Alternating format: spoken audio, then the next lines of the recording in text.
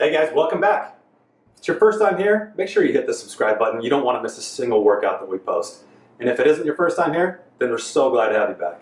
So today we're going to talk about core, one of the most important elements of your body. It's your stabilizer. I mean, let's be honest, you can't get a really solid six-pack without a solid core. So today we're going to focus on that, and it's going to be all about planks. We're going to plank it out today. We're talking 8 minutes of solid plank exercises, working the obliques, working the lower abs.